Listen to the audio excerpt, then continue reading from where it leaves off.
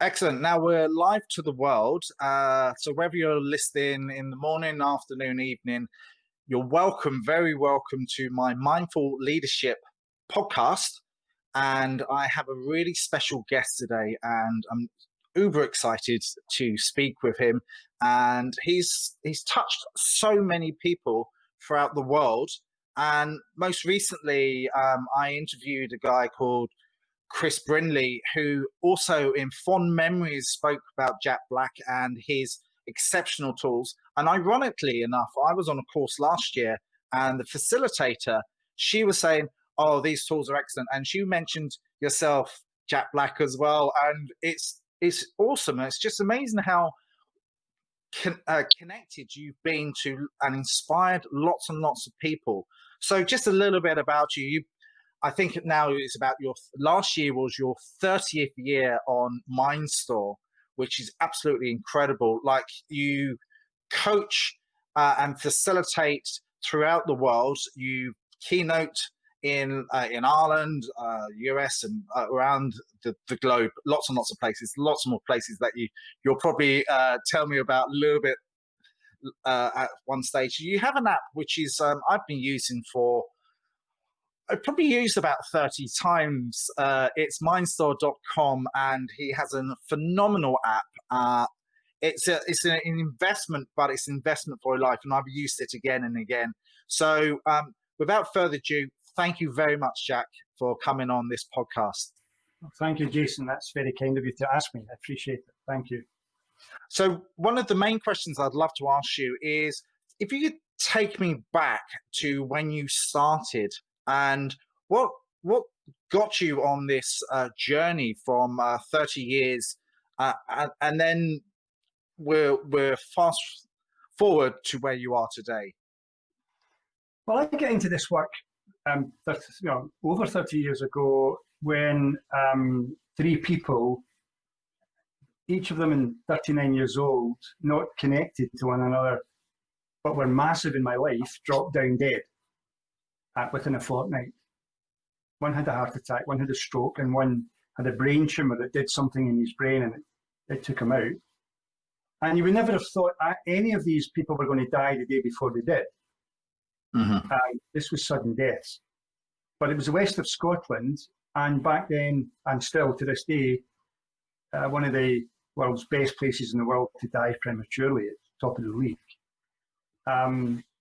And when it happened, it shocked me, and I realised that the reason why they died was stress, or the inability to manage stress. But 30 years ago, this might be surprising to some of your younger viewers, let's say, or listeners, or people who are involved in personal development, but way back then there wasn't anything. There really wasn't any. There's a glut of coaches all around the world now, but there wasn't back then. The stuff was very, very limited to sort of California feel. And the truth, I'm from a tough part of Glasgow, California, sunshine rays and, happy days, really wasn't cutting it in the UK. And the truth of the matter is, it was stress that killed them. But no one would talk about stress back then. That might sound bizarre again, but back then nobody talked about it. If anyone said they were stressed, they'd be perceived immediately as some kind of wimp. And that's a kind word. They would use other words, and you would never get promoted. You would never. Your career would be over almost immediately. It was a macho culture, especially in the west of Scotland, where I was beginning in this journey. I've done it globally now. I'm very blessed, but it was because they died. And I then realised I wanted to be one of them. He was my model, sort of, coach. Using that modern word, it wasn't a word back then, but he was an inspiration. And I realised that I no longer wanted to be him because I would have done it the way he did it, and I would have killed myself. And so I then sort of decided to start a business. I was already running a skiing business out of Scotland when there was snow. There's no snow now. That's another 30-year development. Not for the better. And I was also at that time still working my job in education and social work. I was working 80 hours a week, and I collapsed in a hairdresser's. I actually collapsed, when I was 29 years old. And it was the collapsing that brought it home to me that I was getting my first, maybe my last warning. These guys may have got warnings, but it took them out. Mm-hmm. And I realised I had to go and find something to deal with this. And that started me off on a journey. And here we are. Who would have thought we'd be on a tiny little screen on something called a computer 30 years on? But there you go. That's phenomenal. And probably the term mindfulness is quite a new term, really, in its sense. And I remember my mum has been a yoga teacher for many years. And I remember as a kid in the 80s, and she would have a whole load of her students around a circle. They'd be centering into a candle. And my mum used to sort of almost put them in a trance, and it was meditation at that point, and they'll all be staring at a candle, but they'll be in the lotus positions or whatever else it is. And I cast myself back to that. But for the stuff that you do is totally different. Could you explain about how that works and your methodology around that? Look, I mean, first of all, I remember staring into a candle at 17. When I was 17, I took an interest in yoga, funnily enough, and I came across a book by accident in a bookstore, and I trusted myself, took it, read it, self-taught myself up in my bedroom, parents wondering what I was doing, got a bit of a fright with an out-of-body experience with the candle, and kind of let it go for a while. It was many years later, I returned to this thing called meditation, and obviously now we've got the trendy word mindfulness. It's kind of, the good thing about mindfulness is it's legitimized stuff. There's universities all around the world now piled into this space, which is legitimizing the whole thing about mindfulness or meditation. Whereas before when I started out, I'd have an audience in front of me, and it would take me till 2 o'clock in the afternoon for them to trust me to get them to close their eyes, because they all thought back then you were hypnotizing them or you were brainwashing them. They were, of course. They were actually terrified. And it took them trusting me. I know people nowadays would just think that's ridiculous, but that's how it was. Yeah. But so mindfulness is given us legitimacy. But what I've got to say is, for people who are interested, is to me there's a wide continuum. When people use the word mindfulness or use the word meditation, it's a very wide, I'm going to use the word church, and it's a wide continuum.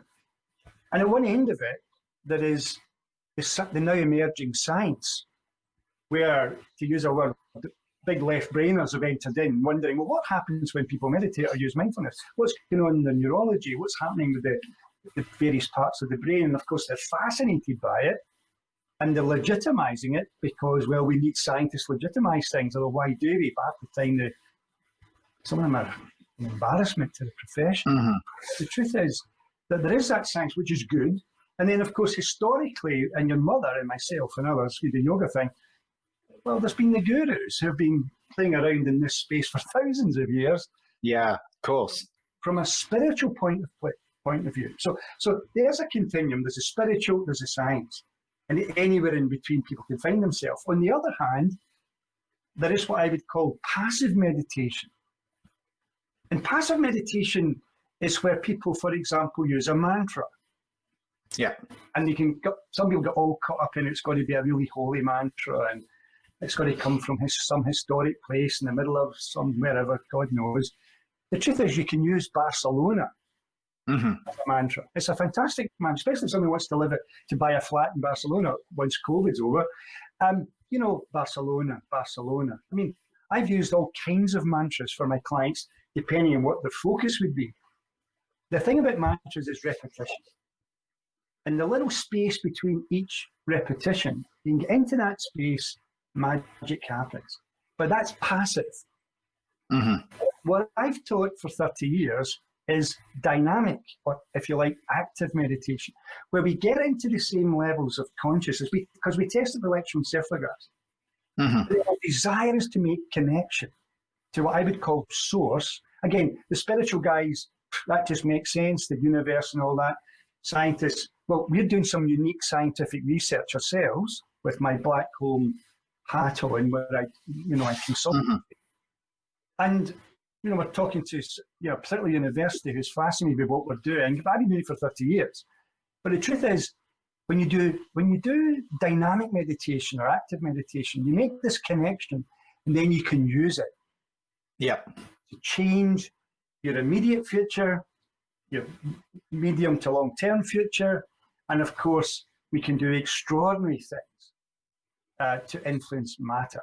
Again, the scientists are interested in that area. Can the mind at a certain level influence literally cells in the body? Of course they can. But then the gurus have always known that. So if someone comes into meditation or mindfulness with a big logical left brain and they want the science, it's there. Personally, I'm not interested in it, but it's there. Yeah. Those who come in from a spiritual point of view, we can really, really help them. Yeah.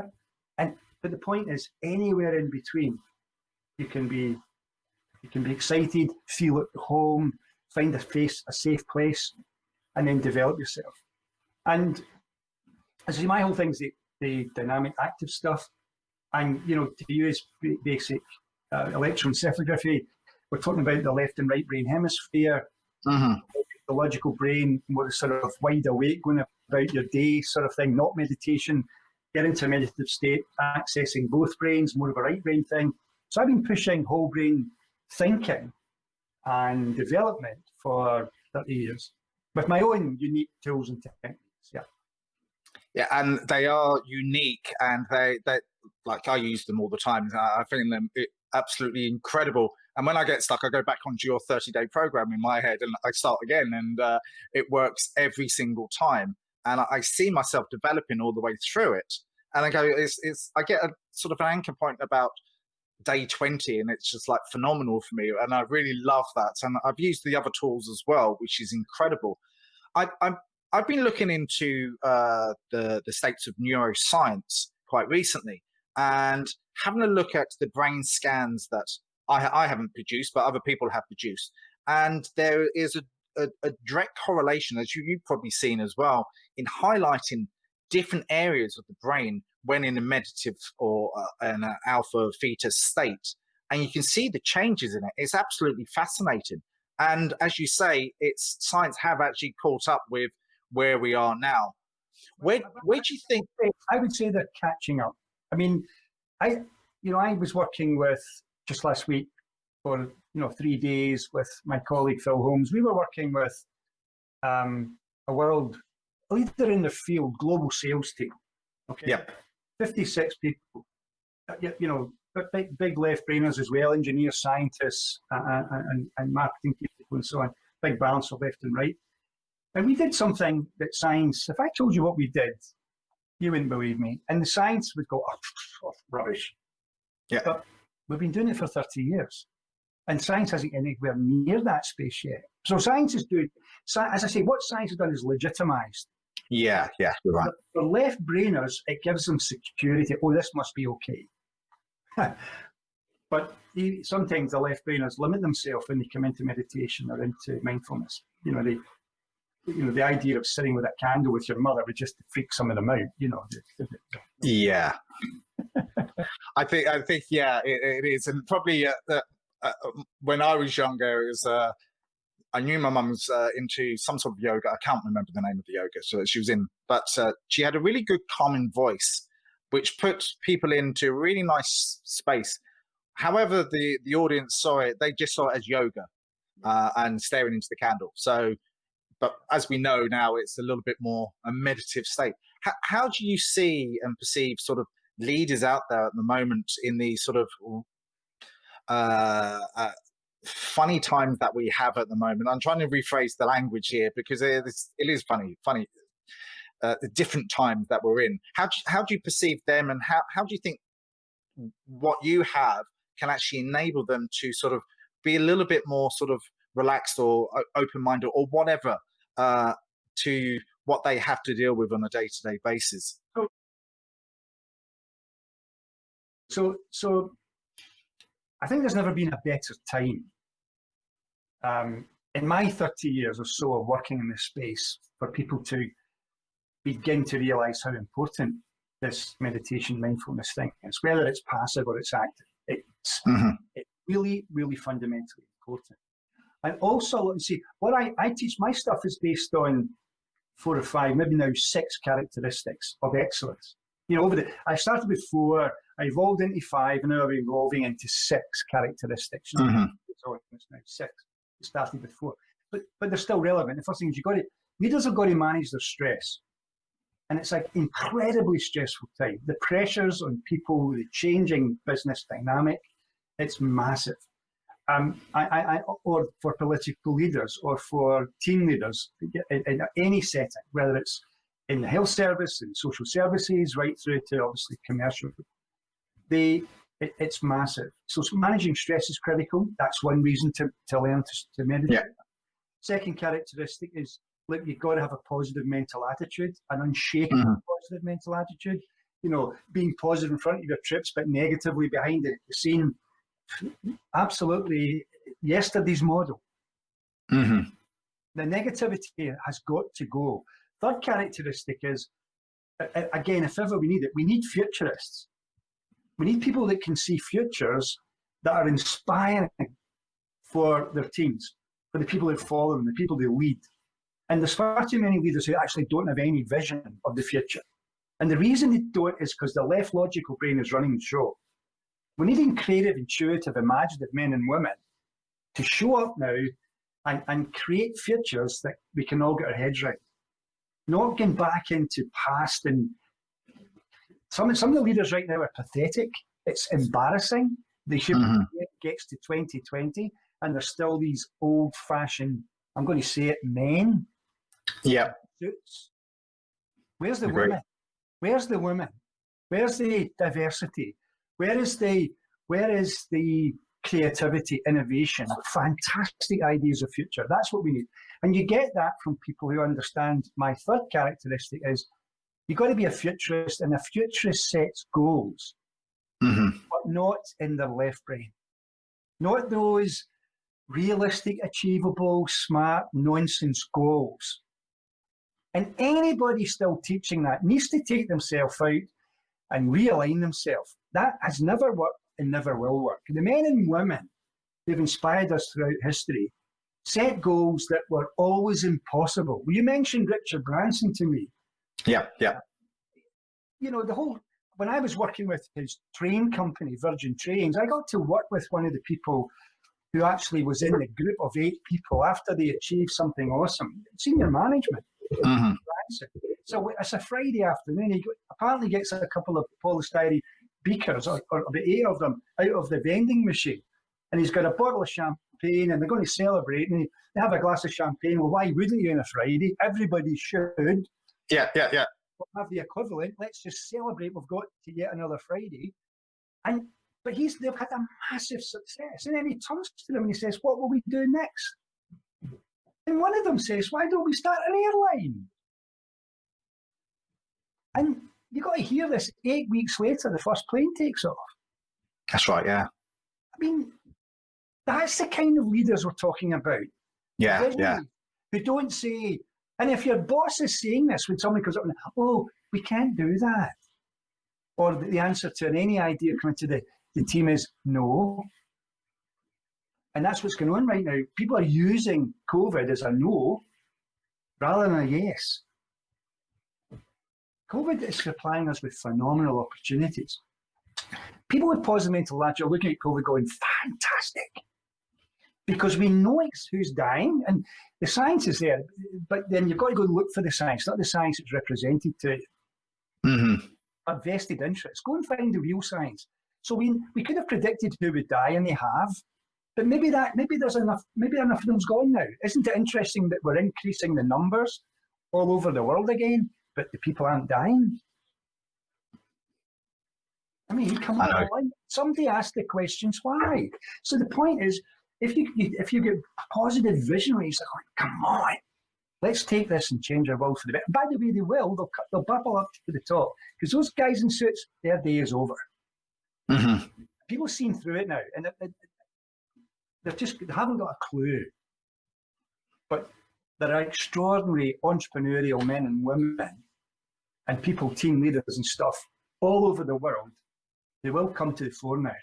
And we're not going to make the takes are going back into the guy with the suit material. We're talking about collaboration. Absolutely. Concern for the planet. So, Mhm.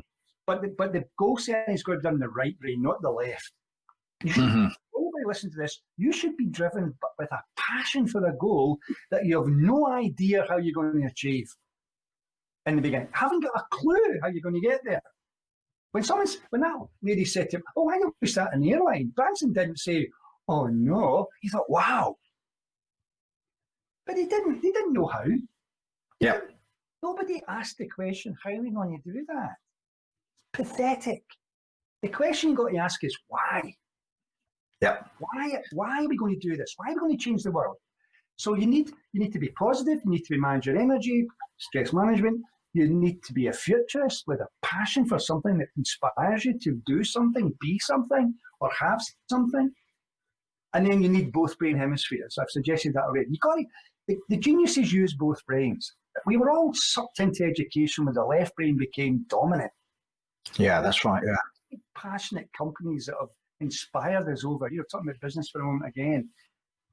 They've been driven by right brain geniuses. Branson's a genius with his right. He's just got brilliant ideas. Let's go to Mars.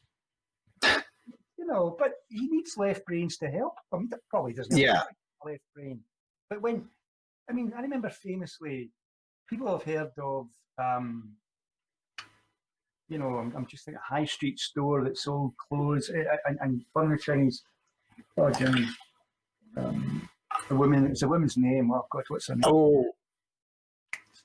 It's in my. I'll come back in. But the point is, she was the rising star across the world. Their stores were opening up in all the major cities. She did well in textiles and soft furnishings and house furniture, and she was phenomenal. She falls down the stairs, bangs her head, and dies. Suddenly, the company's, oh my God, what are we going to do? And the left brainers take over.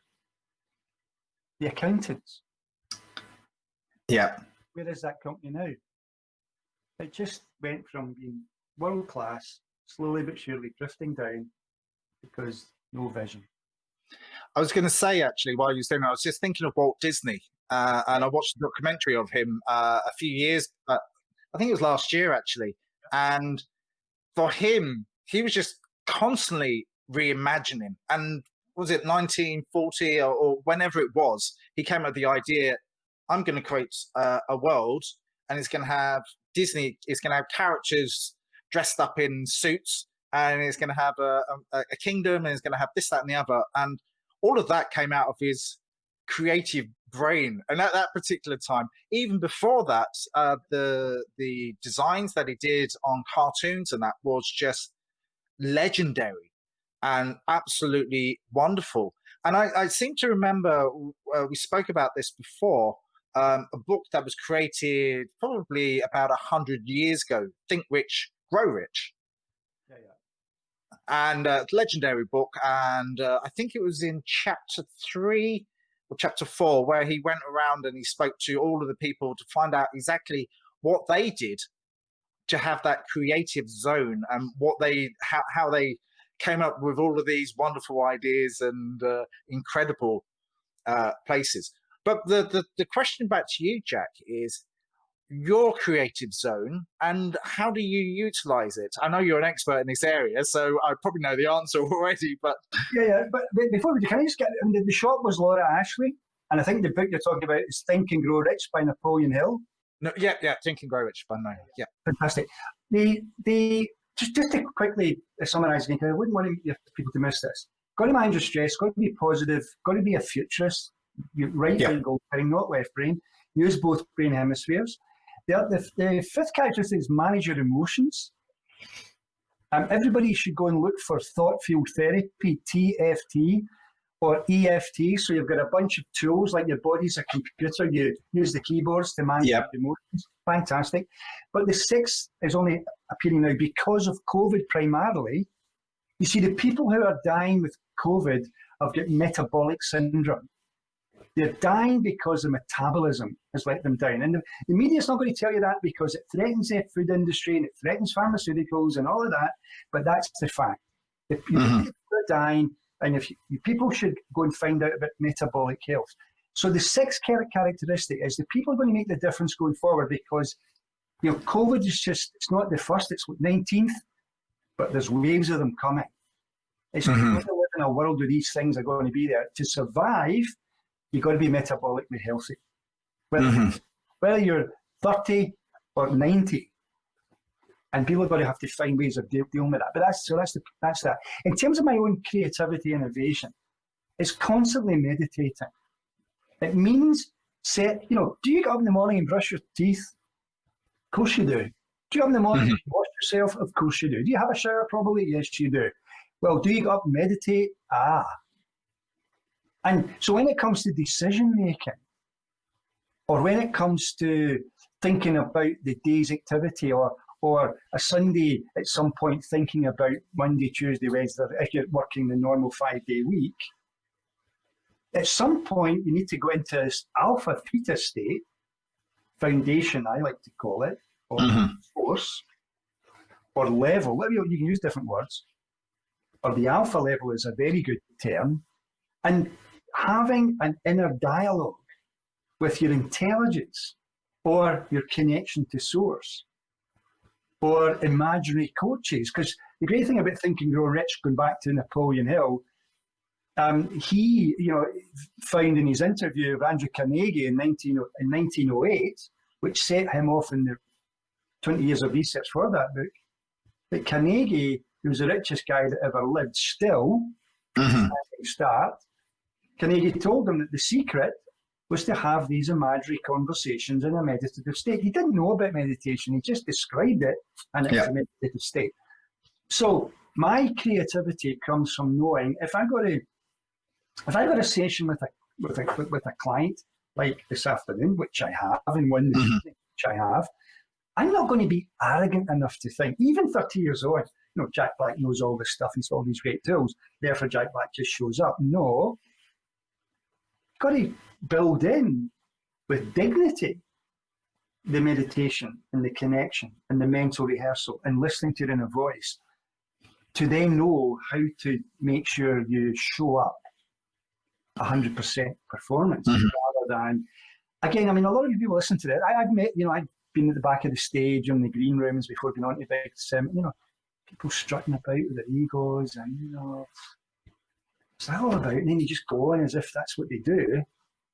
And you go, no, wait a minute, where was your preparation?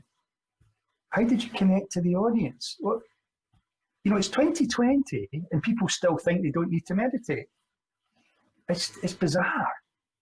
And I know you people who listen to this, and thank God you're connected to the right places to take this podcast or this video.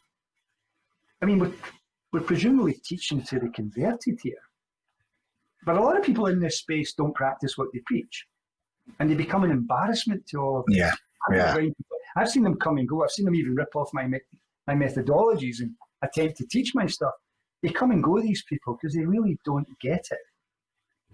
And the point is, when you listen to someone, you made comment about someone who recommended me or whatever it was.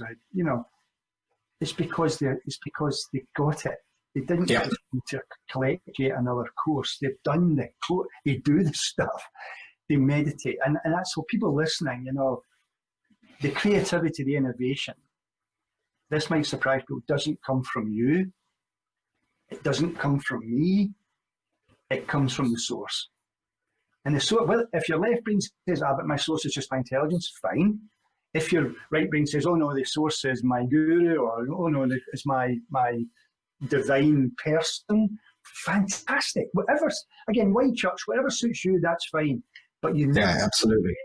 You need to go to that place, and you only get there in a meditative state, which you can get in the shower, which you can get, riding your bike or going out for a jog. You don't have to sit in Om, but it helps if you do. I find going for a run or a walk up into green spaces, I'm quite lucky because I live on the foot of Dublin Mountains, and I go running, and I for some reason I get into a trance or whatever happens, and I think, and it's incredible, and the green spaces around me really sort of, or the views of the mountains and the view of the city and wherever I'm at. Because I'm running as well, it really fuels my imagination, and I come up with some wonderful creative ideas. Something I was going to say, actually, my daughter is she's 11 now, and over the last month, like, she's having problems sleeping. So, when you program it into, say, if you believe you can or if you believe you can't, then you're right. But she's saying, I can't sleep, I can't sleep. She comes up to bed. So I went down with her last night, and I tried it a couple of days ago. I said to her, repeat after me. Said, you can sleep now, can't you? And I got her to do that. Within 5 minutes, she was gone. She was out like a light. So it is saying those positive things to get you into whatever that, for her, it was sleep. You're absolutely right. The basis, there's no point in becoming a fantastic meditator, yoga instructor or whatever, if your inner dialogue is negative. Yeah. And your dialogue with family and loved ones and colleagues and, your team, or you're just sabotaging. And so the basis, right at the beginning, I would teach positivity, because there's no point in me getting to all the sexy stuff, how to use your brain, if someone's negative. And very often people get that intellectually, of course they do, but they don't practice it. So by teaching your daughter to restate to herself, I will fall asleep. I fall asleep easily. Mm-hmm. It's obviously our brain starts to process that, rather than I'm not going to get to sleep, or I'm going to stay awake. And of course the brain says, okay, and keeps her awake. So simple. Something I was going to ask you, Jack, over the last couple of years, you're just looking younger and healthier, or whatever it might be. And for some reason, you've changed your diet. And like, we know the direct correlation between the stomach, the heart, and the head, and they're all interconnected. And whatever you put into your body makes your body feel good, healthy, and inside. But tell me a little bit about that, because I'm fascinated with that. And I have dropped in and out of your Wednesday Facebook groups, and they're phenomenal. So I've been listening to that as well. But tell me a little bit more about that, if you can. Well, okay. There's two things. First of all, back in March, when fear and anxiety was really, really rampant, if people go back then, stuff was told in the media, and all around the world. So, if you'd said to someone this time last year, oh, by the way, at the start of next year, within a matter of days, everybody's going to be in their house and nobody's going to go out. What are you kidding? But there we were, all terrorized, and all did it. Mm-hmm. But then we can maybe talk about another show. But the thing is, I sensed the dreadful fear and anxiety. It was mounting all around. And I thought, people follow me on Facebook. I thought, well, why don't I do a live thing and share a few techniques? Roger Callan, God bless him, he's gone now. He gave me permission to teach some of his algorithms, particularly for stress and particularly for anxiety and fear. So I went on with the view of doing that. And then it just snowballed. I just asked the audience, should I do another one? Yeah, please. And I just followed coincidence. Where was Source leading me? And inevitably, Source, or my going deep and, listening to, if you like, my inner coaches, I've been pushing or finding my way effortlessly. Like you got in touch with me. I said, oh, yeah, of course, I'm happy to. I'm getting in touch with world leaders. Mm-hmm. And they're saying, I'll come on your thing. And I'm like, what? And so these people are coming on, and they're allowing me, from an amateur point of view, in terms of, diet and the science of diet and stuff. But it's been fascinating. And what I'm loving is that people are opening their minds and joining in. Because the thing that's happened to all this, if you come back to the original point of your question, is, look, for 30 years and more now, I've been on my feet. The biggest audience was 10,000, regularly 2,000 or 3,000. Sometimes 1, 10, 5, whatever I've got to work. Yeah. And one of the things that would be important for the audience, given my style, was to see me energetic. I'm not the kind of guy who can stand in front of a lectern and, read notes or read a there's a president somewhere in the world that wears a suit that you can tell is looking at auto cue. Yeah, pre-orchestrated. So it's not me. Well, I don't. I've got some notes, but I don't look at them. I know I've got an hour and a half or 50 minutes or whatever times it. And I move it. I move about the stage. If it's a big stage, I'll go into the audience and jump in chairs and do all sorts of mad stuff. I can't be stuck somewhere. But because I needed the energy, and it was part of my, I suppose people would say, brand. I needed to look after myself. So I was always using what's the latest diet or regime that's going to maximize performance, and I followed them all. I mean, they came and went. But ultimately, for over that 30 years, I believed, which we now know is nonsense, and deniers of this, they're just denying truth. They need to go and do a wee bit of research. It wouldn't take them long to find it. But we were all told back in my day, and my parents were told, and they believed it too, that, for example, fat, especially saturated fat's going to kill you. That was the biggest lie ever.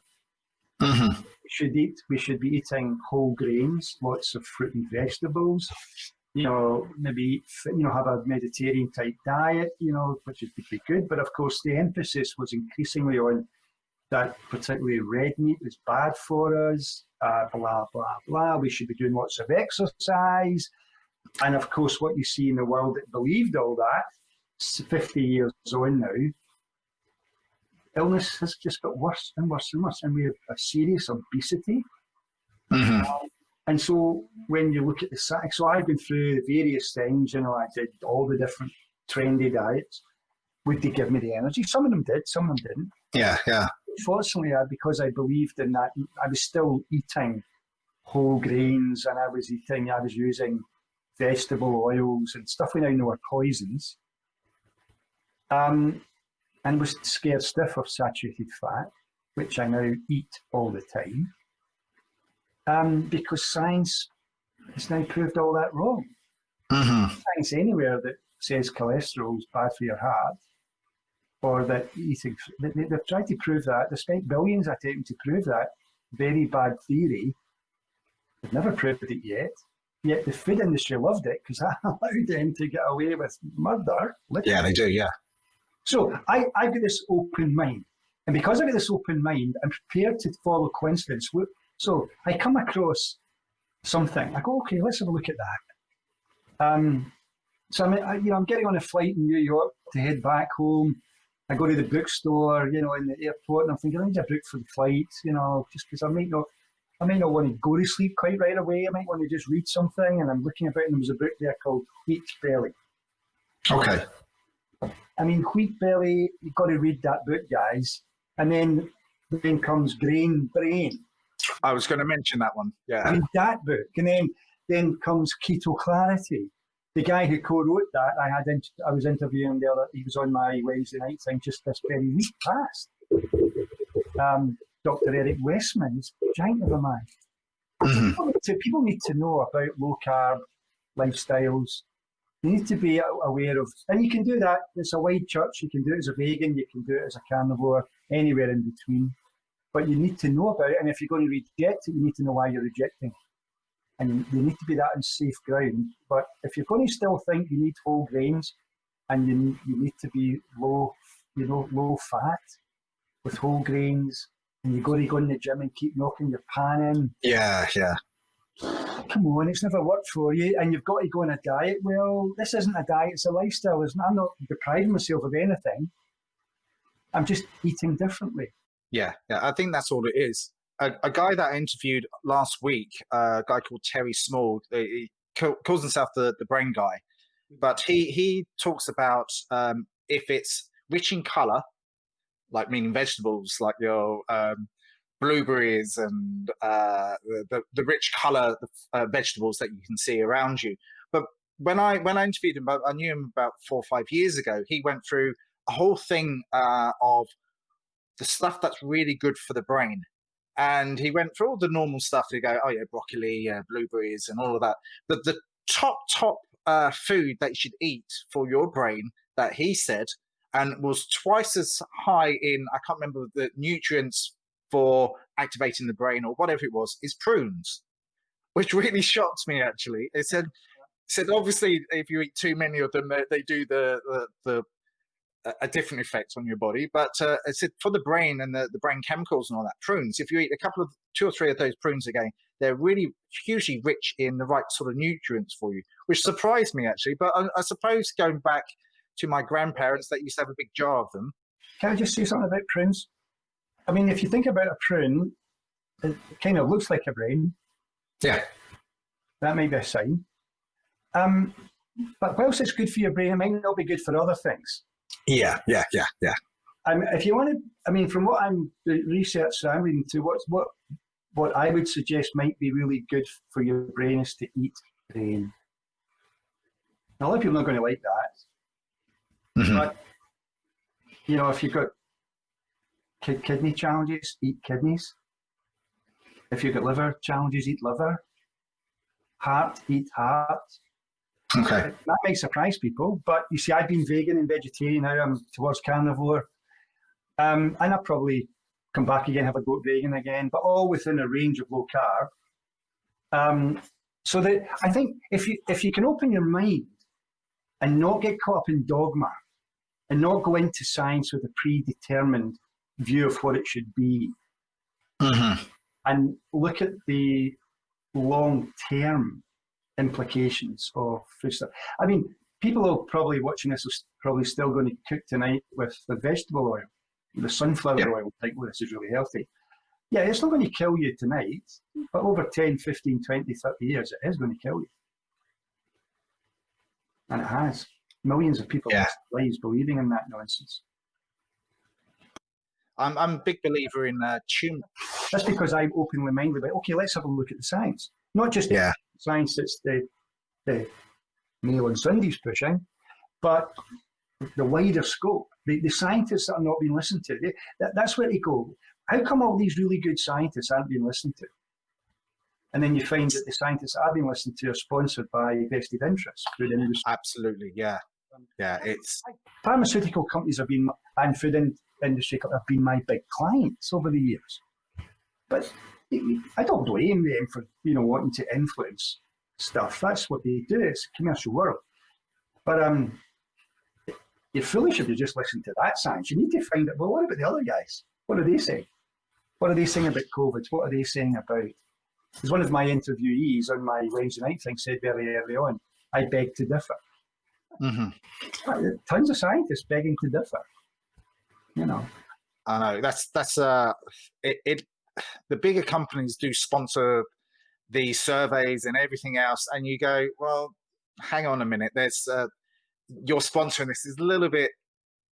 If you look into it, you start. I can see it in your face, and my face is probably screwing up as well. And you go, it is like it's pre-orchestrated, and they're telling you to eat this food because they're sponsored it. They want to make sure that their company makes profit. And it's very sad when universities, the people want to queue up to do all sorts of wonderful research, and they can't get the funding because the people who fund them won't fund that research because that research is contrary to their vested interests. That's sad. And it's very sad when scientists get away with publishing nonsense science. Yeah, they do. And they get away with it. And of course, the media love that, and it plays into their hand. They love stuff that says, some correlation or something that's based in nonsense. So they publicize it. We'll see it in the newspaper headlines, and we'll see it on the news, but it's not true. And it's really sad. I mean, but so for me, you see, to be the best you can be, you got to gather as much information as you can and make informed decisions. And you'll make your best decision by listening to your inner voice. Not your left brain that's been programmed by what you're watching on TV or reading in a newspaper. And I wouldn't have got to where I'd got to if I had listened to everybody. When I was saying, I'm going to start teaching, I've come up with this idea, I'm going to teach this. And who are you going to teach it to? I said, well, I'm going to have to chat doors and see if somebody will listen. Mm-hmm. I chapped about 100 doors and nobody listened. But I didn't give up. And eventually a door opened. Then another door opened, and then somebody said, this guy's quite good. Why don't you invite him over to speak to you? And then, you just, off you go, and you meet various people, and you attract the business that you need, and the creativity and innovation comes along at the right time. And so I never got to where I got to by being Mr. Normal. Mhm. I'm fundamentally abnormal. I'm not interested in mainstream stuff. I'm interested in who's begging to differ. Can we use that? Would that improve performance? And of course it did. Mhm. And if what I was teaching 30 years on wasn't working, I would have been found out long before now, and I wouldn't have been working last week with a global sales team.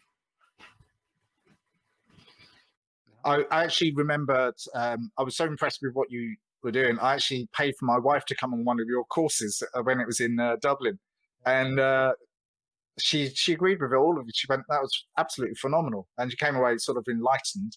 I still push her to try and do it as much as she can, but because her work and all that is quite stressful at times, but because she needs stuff to make her improve herself. A question I was going to ask, actually, it might be a textbook question, but I like it because it's.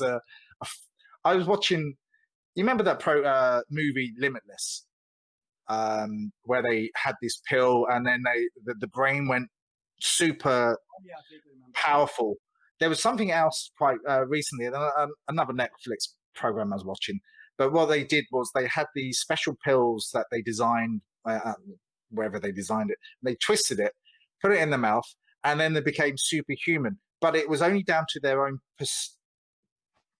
They had the pills were not made for them, but the DNA made them super strong, or made them invisible, or made them something else, whatever it was. But it was only for 5 minutes. So if you had a super pill like that, or gave you some superpowers, whatever that might be, what would you be? What would your, how to use them? Let me answer it, but let me just say this. Look, I've been superhuman from the moment I started to meditate. See, 99.9% of people aren't doing it.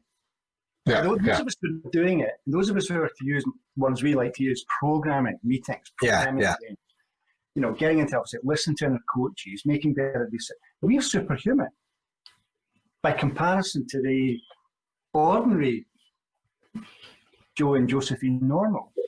Mm-hmm.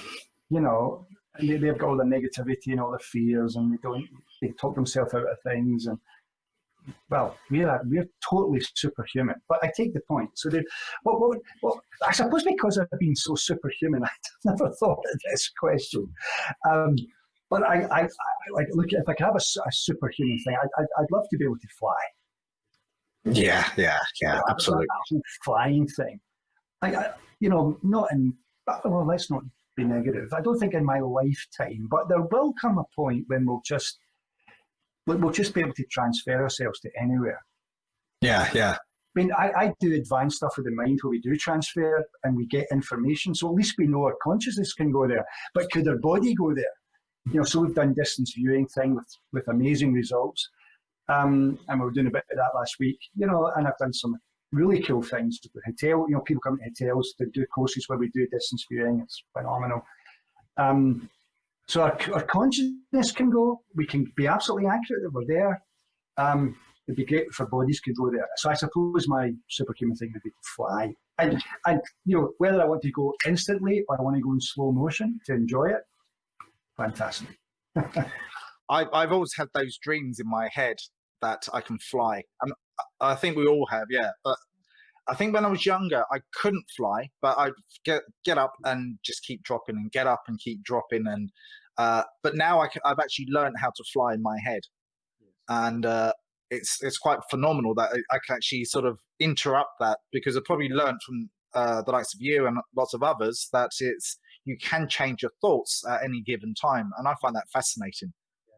So when I first got into this notion of flying, like what we, the way I would do, I remember I was writing MindStore, and it was in, I went down to St. Ives, and my oldest son was just a little toddler, and so the deal was that I would work in the morning, then in the afternoon we would have family time.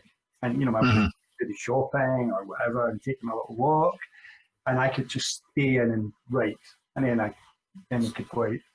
And I'd maybe spend some time in the beach, and take them in the sea and stuff. And what I used to do is, like, you'd see a ship on the horizon, I just fly out to the ship and walk about the ship. I mean, why not? And was I accurate in what I was making up or creating? After all these years, yes, I was. Hmm. But you don't know that unless you start doing it. Absolutely. The people watching or listening, you did that stuff as a child all the time, but you need to do it as an adult. Get back to being a child. I try and do that as much as I can. I was going to actually say something before we finish. Actually, my cousin's been traveling for the last 14 years. Got a yacht, son in Turkey. Went all the way down to India. Spent a lot of time in Thailand, but now he's down in Borneo. So he's gone on to lots of different islands, some really remote. And there was a particular island, like he does webinars like this and produces content online.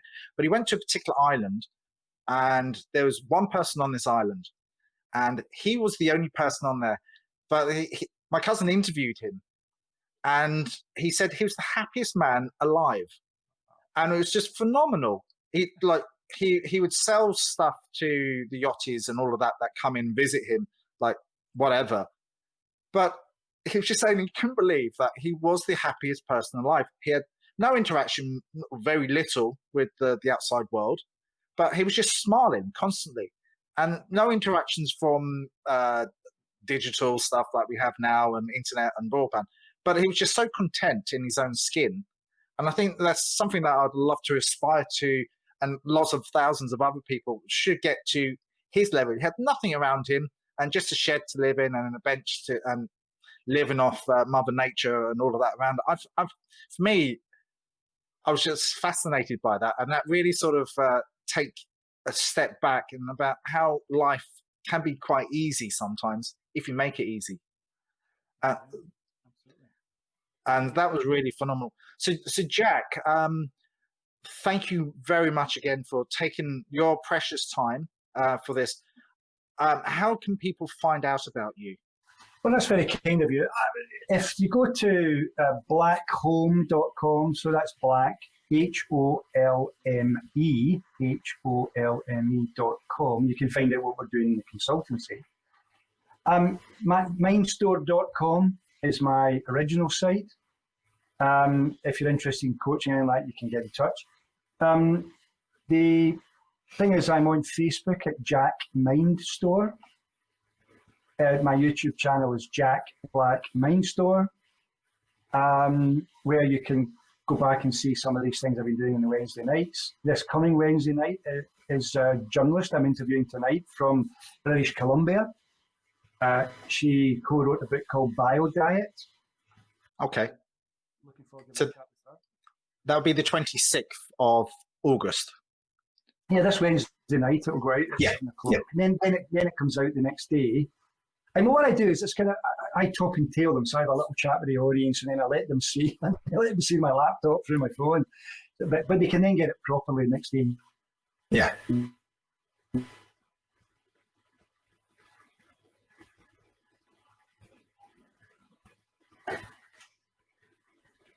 Because they can make comments.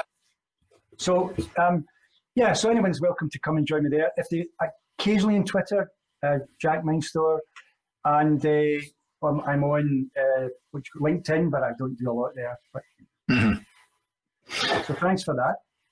Well, thank you very much for that. And like, you've been a great help to me in the past, and like you've, I think twice, just after the extreme mindfulness, I had to leave to go to a wedding in Dublin, and you said, look, I don't want you to leave, but I know you have to leave. And he said, look, I'll give you 20 minutes of my time so we can finish it off. And you did so graciously. You didn't have to do that, but you did it anyway. And like, I really appreciate that about you, because you're a man of your word, and you do something beyond what most people would normally do, especially after a conference and seminar and all that. Not many people would do that. So I appreciate that. And that's a gift I can give to other people as well. And I share that. So thank you very much again. Thanks, Jason. Thanks for having me. I appreciate it. And all the best, guys. Whoever's watching and listening, have a fantastic rest of 2020. Let's make it go out with a bang. Absolutely.